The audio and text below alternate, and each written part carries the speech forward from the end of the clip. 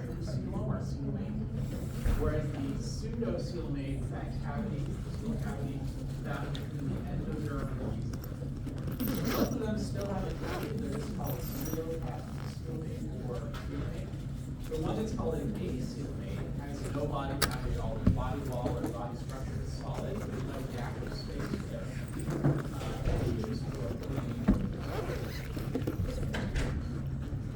So that's a really important concept to understand. And if you want me to go over it again, or next class you want me to go over it again, please let me know. Or in lab this week we'll talk about it as well. As we go through the different animal groups, we're going to point out which ones are acoelomates, which ones are pseudo-coelomates, which ones are coelomates. We'll come back to that concept a little bit. So having said that, we have all of these traits and characteristics that we know different animals have. And then biologists have used a lot of these traits to try to categorize the different animals into different subgroups. So we have the kingdom Animalia, and inside the kingdom we have many phyla or phylum.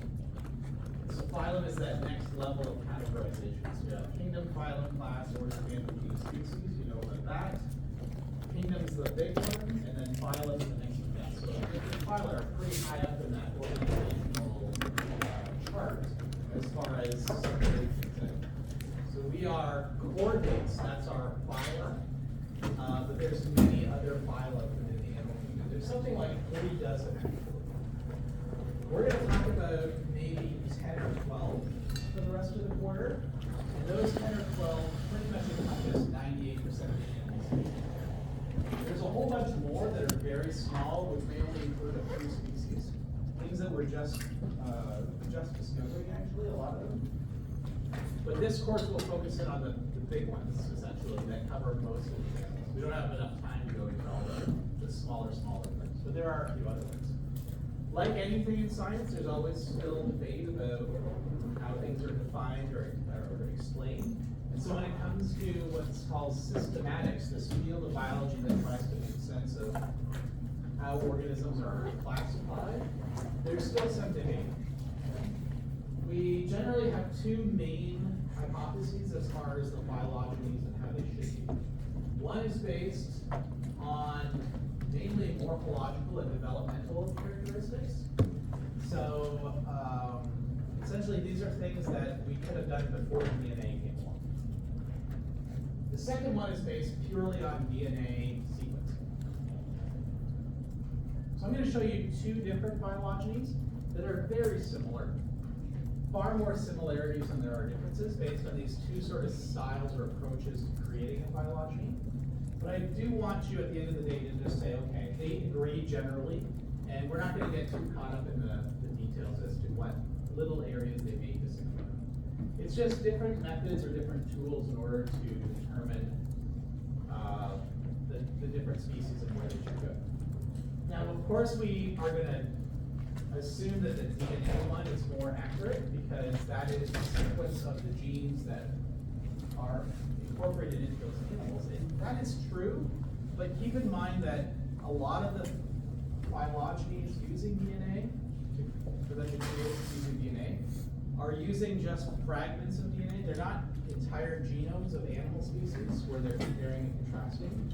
They're using a small chunk of one gene, maybe, to determine where that animal should be and who it's most closely related to. So I would say once the phylogeny, the second one, is fully developed using full genomes, it's going to be as accurate as you can get.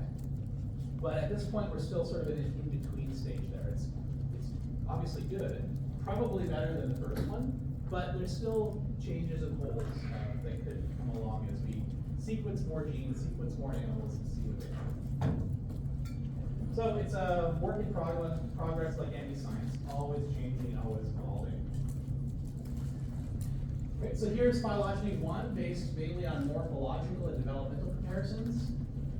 I'm going to go through this in a general way. Like any tree, we have a common ancestor at the base. And so right at the bottom, we have some sort of connection with a sister group. So which group is most closely related to the animals? It's the Protus group. And so there's some common ancestor here. We don't really know what that was exactly, because we can't there aren't any existing extant individuals that would, you could say, where that's our common ancestor with the Protus. I'm gonna talk about one group that probably is, but we don't know 100%. But we have some common ancestor with the Protus over here, and then the animals, the metazoa. Remember what metazoa means, a multicellular animal, is all the rest of these. So we're gonna go through all of these for the rest of the quarter. I wanna focus and point at the branch points here and the terms, all of which should be pretty familiar. So metazoa means multicellular animal. The word "u" at the beginning of any root of any word means true.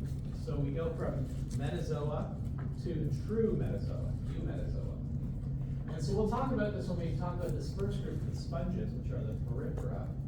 But there are reasons to say that their tissues are not true tissues, because they don't actually have endoderm, ectoderm, or mesoderm.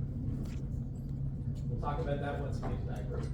So there is a division here between the sponges and all the other animals, based on this, do they have true tissues or not? We'll come back to that. The next division is between, it's unfortunately not written here, but I would have wrote right here, somewhere over here, radiata. So the radially symmetrical animals, which are the jellyfish and what are called comb jellies, these two groups here. We'll have a lecture on them in next class. They're radially symmetrical, and then all the rest are the bilateria, the bilaterally symmetrical animals. So again, we talked about those terms last class, basic body structure and how they're sort of put together. And then once you get into the bilaterally symmetrical animals, some are deuterostomes, they're methylene second, and some are protostomes, they're methylene first. So they tend to be grouped based on these developmental features. Okay. So we have a tree here. I'm going to show you the second phylogeny, which is based on DNA. Very similar, a few small differences that we'll highlight. And don't worry about all these names, we're going to go through them as we go through each animal group. So the second one is based on DNA, pretty much the same situation. We have a common ancestor, what's called a colonial flagellate. We'll talk about that in a second. All the animals are metazoans. All the animals except the porifera, sponges, are eumetazoans. And then we go down, and the bilateria are separated from the radiata, again, not shown on the figure. And there was a couple of differences here that you may have noticed. The other group had more deuterostomes than this one. This one only has two. The chordates, which are our group, and the echinoderms, which is the starfish group. Okay. All the rest of these, if I could add a term here, it would be protostome, or protostomia, right? The animals with their mouth first. So that's pretty much in agreement with the other phylogeny. There's a few groups that have switched spots. And then all of these are grouped together by this term, Lophotrochozoa, which I'll define in a second. And then these two are grouped together by this term, Ecdysozoa. So biologists love to come up with a term that can be used to just explain a group, but that's not always easy. So somebody probably spent a lot of time trying to come up with a term that could be common to all these different very diverse animals. And they came up with this silly term, unfortunately, but we now have to remember. Lophotrochozoa. So I'm going to tell you what that is, and you'll see how silly it is when I define it. So, a lophotrochozoan, you know what zoa is, that's an animal. Lophotrochozoans have either a body part called a lophophore and or a trochophore larvae. Okay, so what are those? A lophophore is a ciliated ring around their body, which is used for feeding usually. So this animal here has this ring of sort of tentacles here. It's called a lophophore. It's used for feeding. Okay. A trochophore larvae is a larval phase, so like a developmental phase of the animal between fertilized egg and adult. Some have different trochophore is a larval phase which has this ciliated ring around it. So it's very similar in structure to a lophophore, but it's not for feeding, it's more for movement. So when people saw all those animal groups that were in the same big bundle, they thought, well, what can we name this bundle? And they came up with this term, Lophotrochozoans. So essentially animals that have either a lophophore or a trochophore larva or both. So unfortunately, that's the best definition we have. But that explains that name and that term. Okay. As we go through each group, I'll tell you if it has a lophophore or a trochophore larva. Not that important, but it is one of the characteristics that we see defining the group. All right, like I said last class, people make up names for things, and that's just what we're stuck with. We gotta go with it. The other group that you may remember, if we go back, these two groups, very different. The arthropods and the nematode worms are both what we call ecdysozoa. Ecdysozoa is a term that is used to describe animals that bolt their exoskeleton to grow. So it turns out that both of those groups of animals, when they grow, they both have this harder outside skeleton, exoskeleton. And in order to grow out of your hard shell, essentially, you have to get rid of your shell, pop out of it, like this insect is, and then grow, and then secrete a new shell for protection. The process by which that happens, that getting out of your old shell and then making a new shell, is called ecdysis. And so those two groups that do that are called the ecdysozoa, the animals that go through ecdysis. So again, I'll come back to that term later in the course when we talk about those two groups, but just so you know, that's what the phylogeny is referring to with those names of those bundles of groups. The names get a little bit complicated and hard to remember sometimes, and even harder to pronounce in a lot of cases too. But that's the ecdysozoa. Any questions? Again, they're just phylogenies that we've created based on different amounts of information. So how do you say ECDYS? Ecdysis. And what does it mean? To come out of your shell and produce a new shell. So it's like, it's called bolting, even though we use that term for other animals too, but all the insects do it, the crustaceans like lobsters and crabs have to do it. Essentially, they have to break out of their old shell, they come out without a shell, and then they secrete a new shell in order to grow.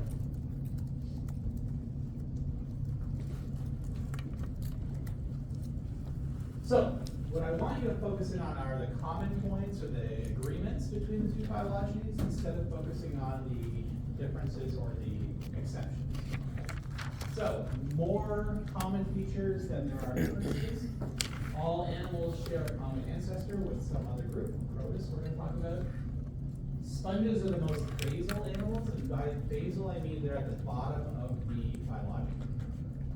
Okay. So one thing I want to try to remember to do, and I would encourage you to do as well, is not think of these things as more or less successful based on if they're older or newer. We have this tendency to think that old things are less developed or more basic than new things, which are often considered more advanced. It's really hard to do that in this case because humans are on the one end of the spectrum, right? The mammals are way over here.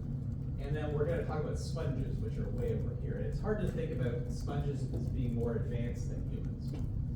Sponges are more basal. They're lower on the tree. But they've been around for so long, longer than any other animal group, they must be successful. So try not to think about things as advanced or successful necessarily. Sometimes you can use that term, but it's not really the case. Okay? Just different groups have evolved different things and makes them successful in their own situation or stand. But the word basal in this case means not basic or less advanced. It means lower on the family tree, essentially. The eumetazoa is the clade of animals with true tissues. We'll talk about that in a second. Most animal groups are in the bilateria, bilaterally symmetrical. And then chordates and you select other groups or in the deuterostome. So that last phylogeny we showed two groups, the chordates and the echinoderms, the starfish group. If you looked at all the other phyla that aren't representative, there's a couple of other groups that can be considered deuterostomes, but they're very small in number. Okay, so deuterostomes are very uncommon. Protostomes much more common in family tree for the animals. So we have our roadmap essentially, this phylogeny. We're going to march through all of these different groups and talk about their individual characteristics as we go. Here's another way of looking at the same phylogeny. So sometimes I'll show you a phylogeny that's similar to the first one I showed you. Sometimes I'll show you one that looks more like this. No pictures or anything, but it shows a bit more information, so it's kind of useful. Same idea in here. We've got a common ancestor between the animals, and then that's going to branch off the common ancestor with the other groups. Sponges are the most basal group here. They're coming out of the base or the bottom of the tree. Then the first big change or evolutionary advancement in this whole tree is shown by these purple lines. So essentially, when you see a phylogeny like this with a little line like this with a label, it's telling you what's new and different. So this branch point between the sponges and all the rest of the animals, the division or branch is due to the fact that now we have true tissues. We have the endoderm, we have the ectoderm, we have, eventually, later on, we'll get the mesoderm. So sponges don't have any of those, but all the rest have at least the endoderm and the ectoderm. This next branch here, that separates out these two groups from the rest, you see 3 germ layers. So the third one comes along, the mesoderm. Not found in the first division here. These two groups don't have mesoderm. We'll talk about that when we talk about these groups, but all the rest do. So these two groups here branched off earlier, and they're not bilaterally symmetrical, they're radially symmetrical. And then all the rest of the animals, bilaterally symmetrical, and have that third germ layer of mesoderm. And then we talked about what the Lopetrochozoa are and the Ecdysozoa, so all these things are this type of tree also shows these vertical bars, which give you the name of all the animals that would be incorporated or encompassed by those branches. So all of them are metazoans. Only Ctenophora down are eumetazoans, so the sponges aren't included in that group called the eumetazoan. They don't have true tissues. And then everything from the Acela down, so that's a group of acoelomates, are bilaterally symmetrical, whereas the other ones are radially symmetrical. So that gives you more terms. Biologists love to have names for groups, right? So, we're going to talk about the bilateria today. Yesterday we talked about the radiata, right? This is just how biologists like to talk. So these phylogenies will help you remind you of what those terms are and how everything sort of works together. So let's start from the base. We have some original animal, right? Something is the first animal. We don't really know what it is. But what would that have been? What could we sort of estimate that first animal to have been? Where did animals come from? If we look at this phylogeny, and now we've included the outgroup, so we have our animals here. This is the animal kingdom. Sponges, remember, are our most basic animal. And then all the rest are down here, all the others. The common ancestor here between this group up here and the animals, some common ancestor, we don't have.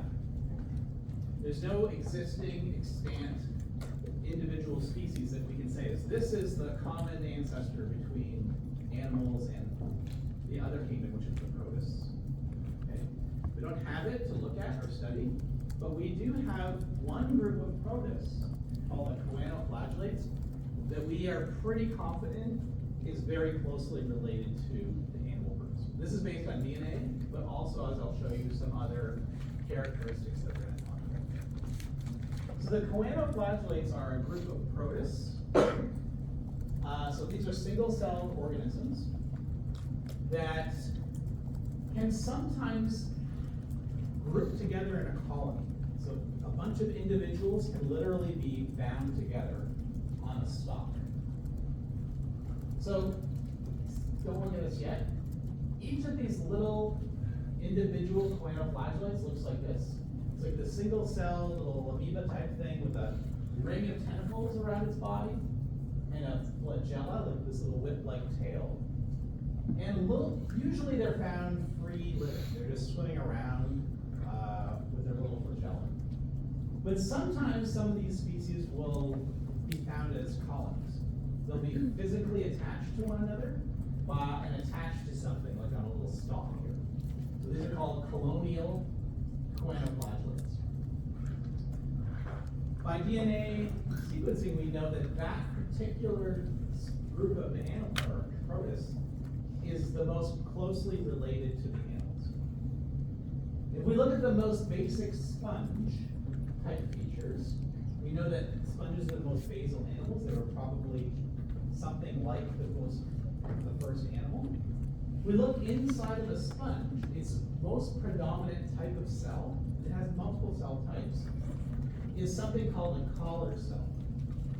We're going to dive deeper into the sponge in a minute. This collar cell is often called a choanocyte. If you look at these two pictures, you can tell the artist probably just cheated and just copied and pasted one onto the other and changed the color, because they look pretty much the same. So the individual cell type called a choanocyte in a sponge looks eerily similar to the individual choanoflagellate that can sometimes grow and live as a colony. Sponges are more complicated. They have other cell types and they amass into a different kind of body. But this similarity is what really cements the idea that the earliest animal was probably something between this and a sponge. Now, I've got this great animation here that I've been using for over a decade to teach this, but now due to changes in technology, it no longer works. Because Flash is not sort of part of your computer anymore. It's like an animation programming. So I can click on that, I can download the file, but it won't work. Luckily though, I have the video from last year that I can use to show you this animation. So I'm gonna bring up, this video is online, so you can find that on our D2L. Here's me talking in the background. I'm gonna keep myself muted. But if you were to click on that animation, which you no longer can, you can actually see pretty nice little depiction of what this choanoflagellate's life is like. So sometimes they live individually like this. They have a little stalk, one individual, and they beat their little flagella to create a water current. And then these little red dots are meant to be food particles. So the food particles, little things floating around in the water, they get stuck on their tentacles or their cilia, and then they absorb those nutrients into their body. Remember, this is a single cell organism. So many of these choanoflagellates just live like this, an individual. Sometimes they free swim, sometimes they're stuck to something like this. But then some species and some populations of some species live in a colony like this, where you have multiple individuals all physically attached to one another by a common stalk. So defining and explaining the difference between an individual and a colony becomes very difficult with this type of organism, right? Where do you draw the line between what's an individual and what's a group of individuals? And if you have a group of individuals, is that now an individual, or is it just a bunch of individuals? It's not that simple to define. When we get to sponges, this is supposed to be an estimate or a guess about maybe the earliest type of sponge. Essentially, they're made up of these choanocytes. You can see these little cream-colored cells with their little beating flagella. And each one is creating that same kind of water movement that we saw with the choanoflagellates. And then the food particles are getting stuck to them and brought in. But then it's a little bit more complicated because all of those cells are adhered together in a mass where they're connected and physically bonded together. And then in addition, these little blue things, which I can't click on, but there are different cell types that are able to migrate and move around this mass of tissue. They're called amoeba sites, and I'll talk about that in a second. So what this animation is sort of showing you is what we think the first animal might have been like. It's a bunch of these choanocytes, those collar cells, stuck together and sort of working as a group to be an individual. So use your imagination.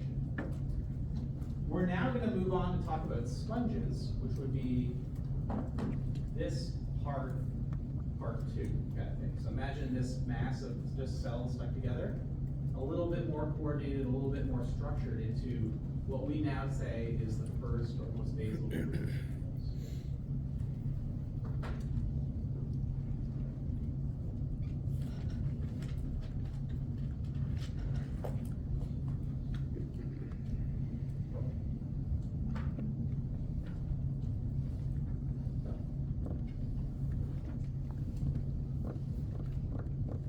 So now into the fun part of the course, where we can actually talk about individual groups of animals and talk about their characteristics.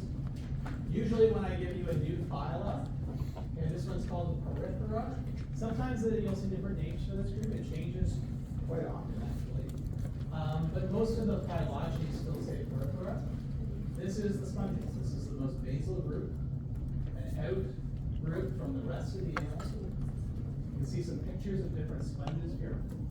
Some beautiful animals out in all kinds of different places. Pretty big group, something like 5,500 species of sponges. And the challenge today is to convince yourself that this is an animal. No doubt about it. It's a bit of a stretch, but something had to be the first animal. And this is the most basic thing you can imagine as being an animal. So this is the Porifera. Most sponges are marine. They live in the ocean, full strength seawater. There's a bunch of freshwater sponges too. So in Lake Michigan, there's sponges. And there's a bunch of species that can live in estuaries, right? So areas that are partially freshwater, partially marine. They're found pretty much everywhere in the aquatic ecosystems. They're found in lakes and rivers. They're found in the ocean. They're found in estuaries. They're even found at the deepest trenches that we've ever explored. So even down to 8,800 meters. That's like 27,000 feet down. That's a long way down. The deepest trenches we have found sponges. Very resilient, very tough organisms. Many species obviously live in different places, but they're pretty common in most ecosystems. They're interesting because they have very few predators. They actually, most of them can produce some chemicals that would be distasteful or poisonous to other organisms that want to eat them. So there's very few natural predators of sponges, which helps to protect them.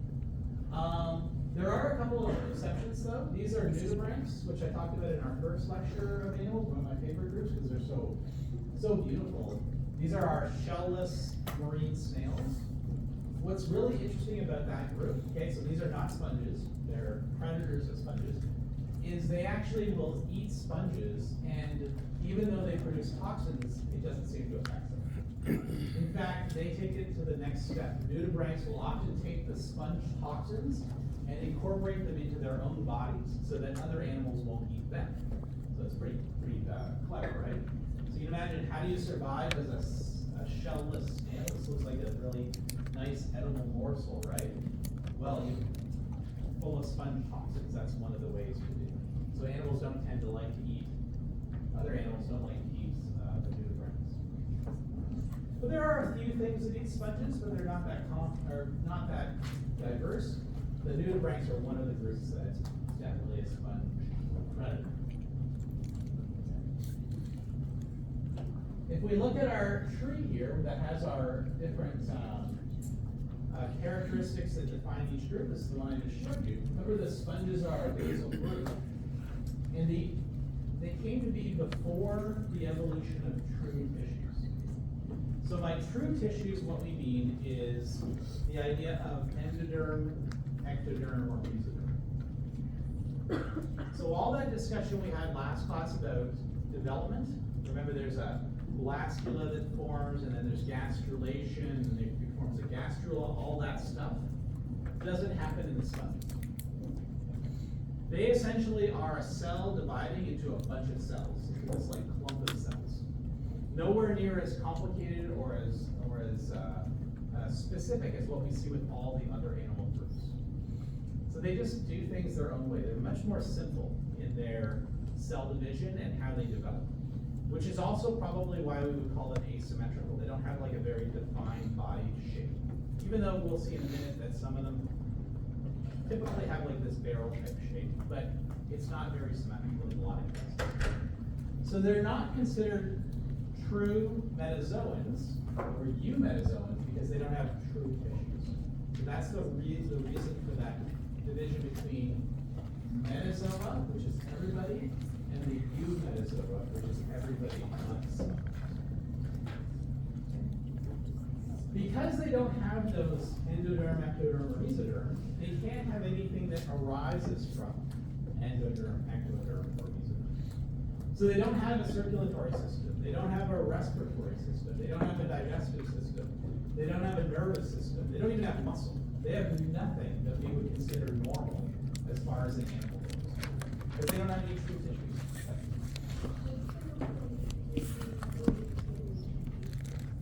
Perfect question. So we're gonna show you a video, but how do they get their nutrients? They still have to get food, right? They have to do a lot of things animals do. They have to reproduce, they have to do all kinds of things. So I'm glad you asked that because today's the day where you really have to struggle to say, okay, that is an animal, even though they are missing most of the characteristics that we would say an animal has. So it's a challenging situation here for us to try to convince ourselves. So these are all the reasons that maybe you say sponges aren't animals. But we're going to now talk about some of the reasons why they are considered animals as well. If we look closely at a sponge, and this is sort of a typical sponge, usually shaped in sort of barrel-like shape. Usually they have a mass of cells and like a core that's sort of hollow in the middle. Usually at the top of the barrel, you'll see a little opening at the top of the sponge. It's called the oscule. There's this opening, and then this sort of open area in the middle. If you look more closely though, the most dominant cell type that we see, as I mentioned before, is this choanocyte. So this is like a blow-up view of one of these little guys. And the choanocyte has that flagella that moves, that ring of tentacles around there called a collar. So that's why they call collar cells or choanocytes. And essentially that little flagella flaps its little tail there, creates a water current that moves food particles, these little red dots. And those red dots, those food particles, literally get stuck on the cell, and then they get absorbed by the cell.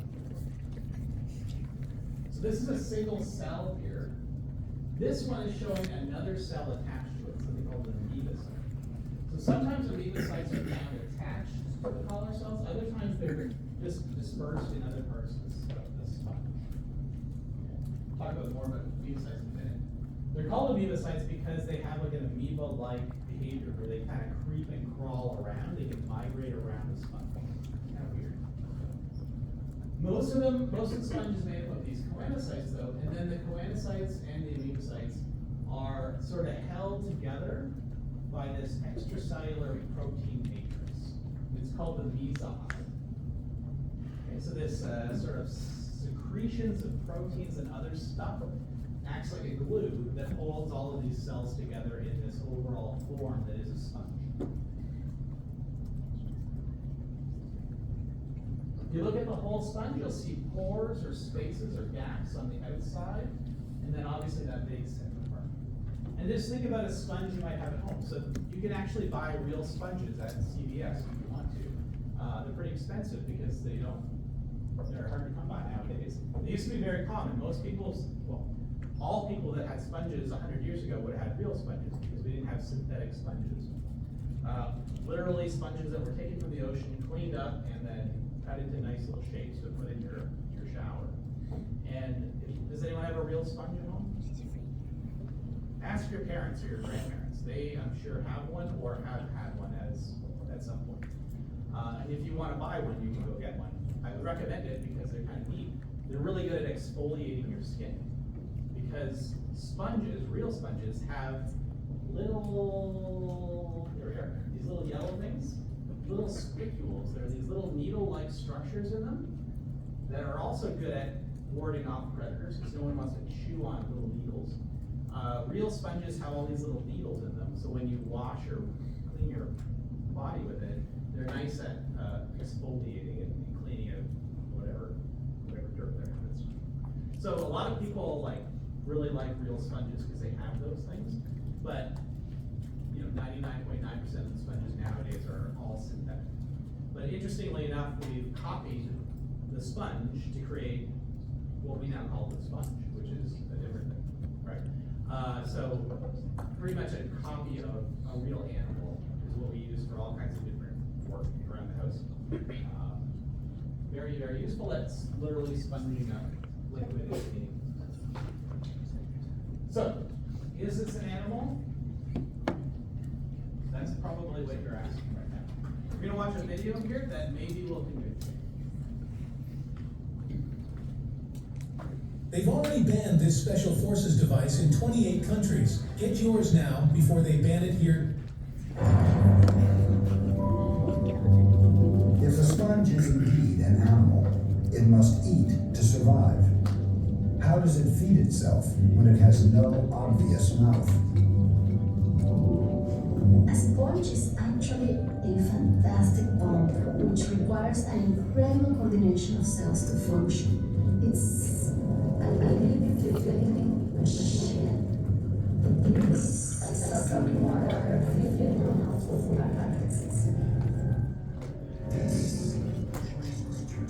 Alright, hold on. This audio worked last lecture.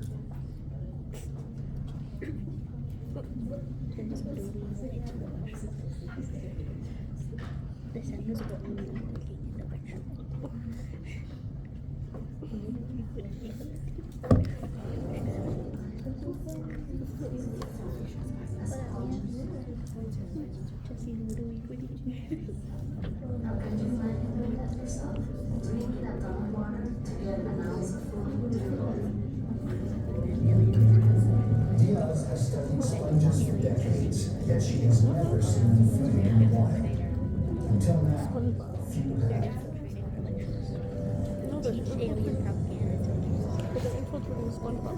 Audio's a little off, but Diaz injects a harmless colored dye into the water near the body of a sponge. One of the ways we can test for the rainwater flow and move through the sponge body is to inject a colored dye and measure the speed at which it is pumped through the sponge. Actually, for me, this is the first time I've done this, and I've been really looking forward to the opportunity for years. And I'm so excited to try this experiment.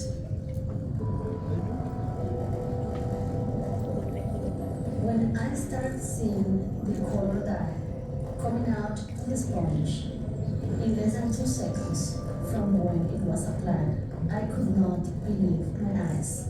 This steady and strong continuous flow of water continuously coming out of the sponge was an incredible realization of the dynamic existence of this organism.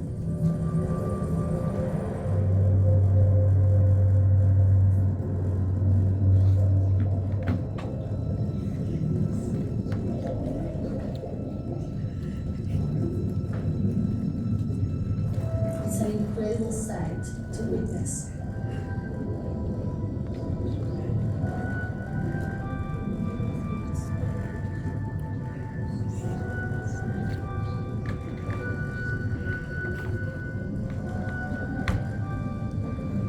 These ghostly exhalations are proof that the sponge is actively pumping. With no mouth, it sucks water directly through its sponge-like body walls, which are shot through with millions of narrow canals and tiny chambers. How does it do it? What secrets hide within the belly of this beast? The best way to find out is to enter one of the many portals into the sponge's secret inner world.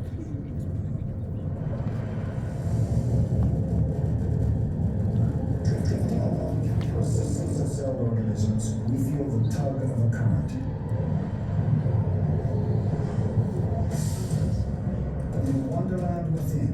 This sponge's cells all work for the common good, but they do it in wildly different ways. As the current draws us on, we pass sponge cells that are making new spicules.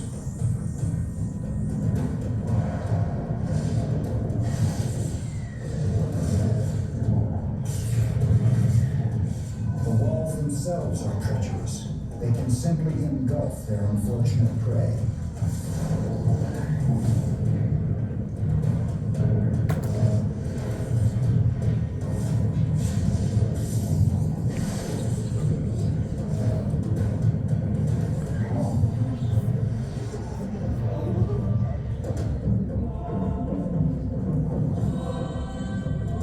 As we are drawn through ever narrower passages, the current slows until we burst into one of the sponge's millions of tiny beating husks. These are our chorocytes, cells whose whip-like flagellae powers the pump. The flow quickens again as it whisks us away through the labyrinth of canals that lead out into the sponge's central cavity.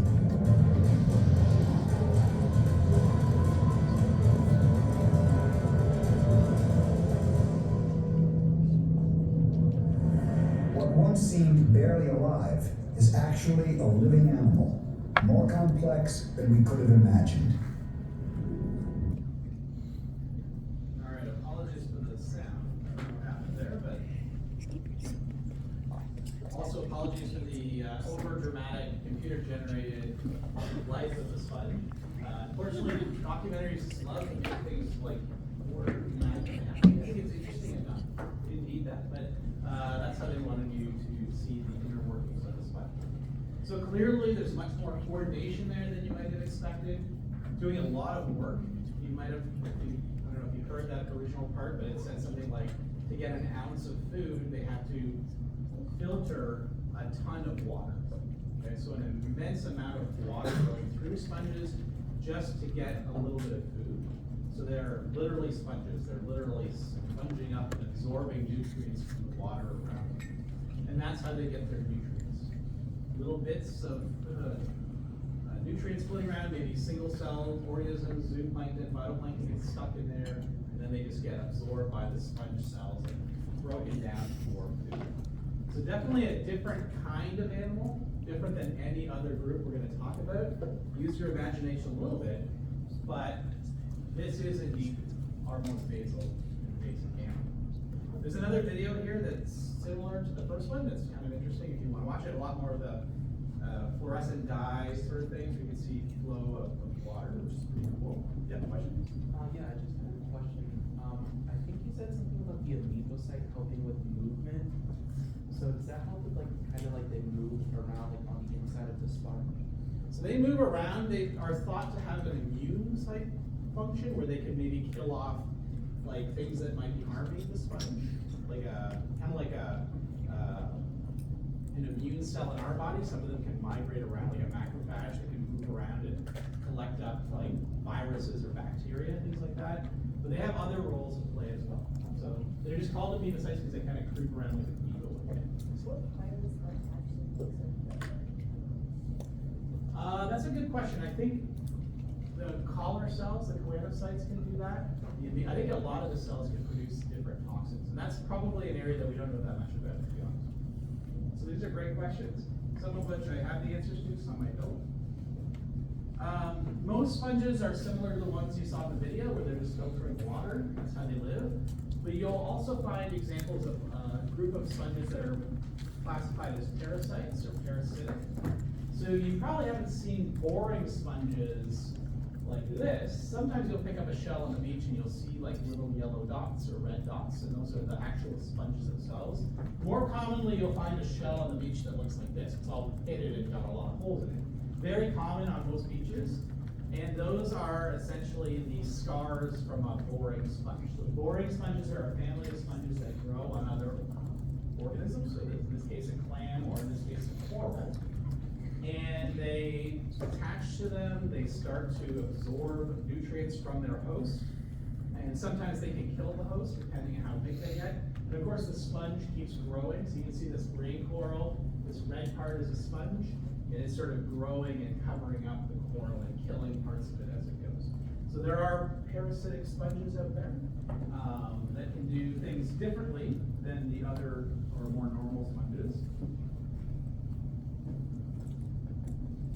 When it comes to reproduction, we kind of see a very broad array of different reproductive methods. So there's a whole bunch of ways they can reproduce asexually, and then they can also reproduce sexually. So as far as asexual reproduction goes, some are very simple. Like a chunk of a sponge breaks off because some fish hits it, or like a wave breaks it in half. That broken off piece can settle down somewhere and just start growing again into a new sponge or a new individual. So you could consider that asexual reproduction or not. It's still, now you've got two instead of one, so it's kind of like a basic way of reproducing, I guess. Sometimes they can also bud. So there's a asexual method of reproduction called budding, which some animals can do, where they purposefully will bleb off a portion of them and it'll like separate from the rest of the animal, and then that new part becomes a new individual. You can float around and settle somewhere and then just grow into a new sponge. So these are like very basic ways of reproducing asexually. Also, they can use, some species can produce these spore-like cells called gemmules that are essentially a sponge cell that's in a dormant phase. So you kind of think of a seed from a plant, you go into a dormant phase, and then when conditions are good, it'll sprout. These gemmules can do that too. So a lot of sponges that live in challenging environments like cold environments or maybe deep sea environments, they often produce gemmules, and so when conditions are poor, the gemmules will survive if things don't work out so well for other sponges. And then when conditions improve, those little gemmules, spore-like cells, can reanimate and start dividing again. So again, this is another form of asexual reproduction. You tend to see these types of things in things like water environments or cold environments, where some sponges live. Most sponges, though, rely on sexual reproduction, and they do it in a pretty normal way up to a point. One thing that's interesting about most species of sponges is they're considered sequential hermaphrodites, which means they'll be male for a while, and then they'll switch to female, and maybe they'll switch back again. And with that, they'll produce the different gametes. So when they're males, they'll produce sperm. When they're females, they'll produce eggs, and vice versa, right? And so what happens is the male sponge will release sperm at a certain time. And what are sponges good at? They're good at absorbing things from the water. So a nearby female sponge will bring that water in that contains the sperm, and the eggs are inside, and they'll be fertilized. So it's essentially external release of the sperm, but internal fertilization because it happens within the mother sponge's body, if you will. And so kind of interesting. The choanocytes, the collar cells, the ones that are usually thought about for feeding, can also produce these gametes, which is kind of neat, the egg or the sperm. Here's some pictures of male sponges doing their thing. So that cloudy thing that's around them is sperm being released. I got a video if you want to watch that. It's not that exciting, but This summer is all about Planet of the Apes. The scale of this thing is immense. The sponge's pumping does more than satisfy its hunger for food. In fact, its sex life depends on pumping as well. 500 million years ago, these were the very first animals to reproduce sexually, the first to combine sperm and egg to create offspring.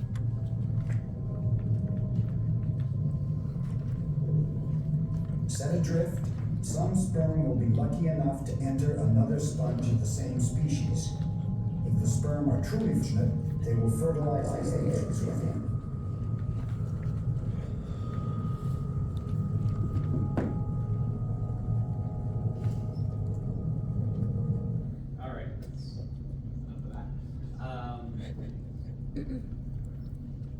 Okay, so obviously that's sponges doing their thing. Very clever, right? You've got an individual that's good at filtering out stuff in the water. If that stuff happens to be sperm, it's gonna be brought in with a new female sponge and then help to fertilize the eggs. So in this little cartoon here, it's showing like how sexual reproduction works here. Sperm are released into the water and they're literally just floating around out there. They get sucked into a female sponge. Fertilization is internal. Fertilized eggs develop into a little zygote. And then what's really cool is the zygotes actually have the capacity to swim. So the little developing baby sponge has little cilia and it can swim around. And so it actually leaves the mother sponge and free swims around until it finally settles down somewhere new, usually pretty close by. And then it starts to grow into what will eventually be another adult sponge. So if you remember back to our what makes an animal slide, where there was 7 or 8 points, one of them was all animals have the capacity for movement at least at some point in their life cycle. That's it for our sponge.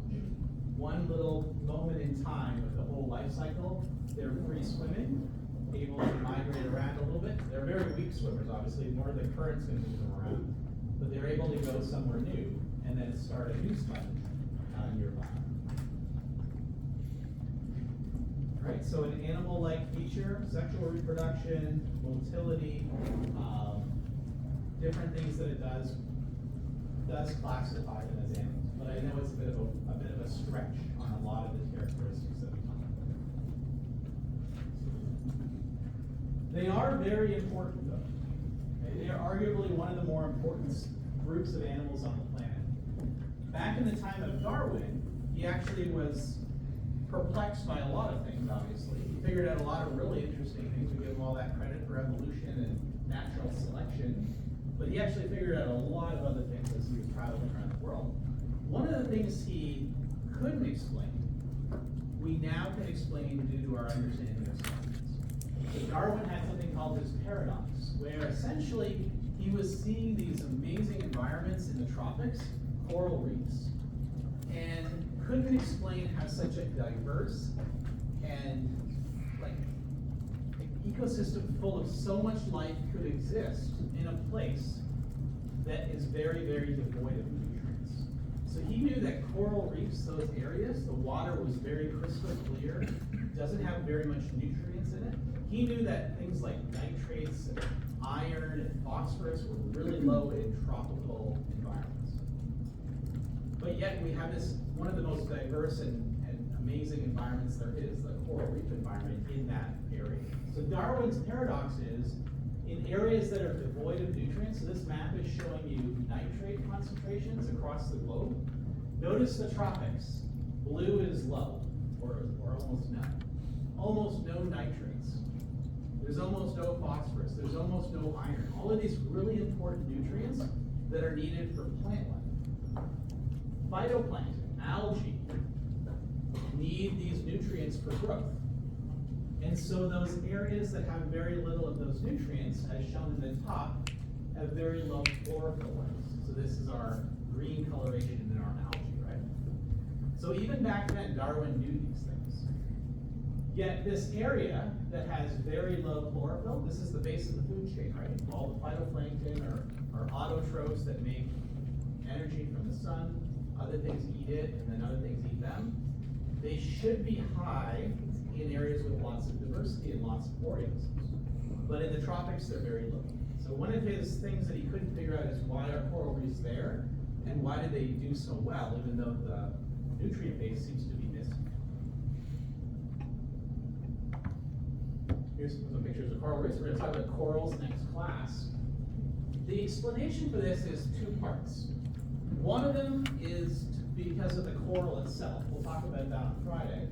But the other part is actually due to sponges. Here's our distribution of corals around the planet, obviously in the tropics. We know that those areas have low nutrients, they shouldn't be there, but they are. There's lots of sponges in coral reefs. Very, very common animal on coral reefs are sponges. And what the sponges do is they literally accumulate nutrients from the water. So even though the water has very low amounts of nutrients, remember they filter a ton of water to get an ounce of food. You saw how fast they're able to filter the water. They can essentially concentrate nutrients in and around the ecosystems where they live. Not that many things eat sponges, but when a sponge dies, or part of it dies, nutrients are released. And so organisms around there use those nutrients as the base of their food. So the fact that sponges are very common on coral reefs essentially accumulate the nutrients needed for that entire ecosystem to thrive. You don't need to know this. It's a loop to explain how carbon is essentially produced and made available to different ecosystems and animal groups. What I want you to notice here is that the amount of carbon that's produced that can be passed from a sponge to other animals, so fauna. Okay.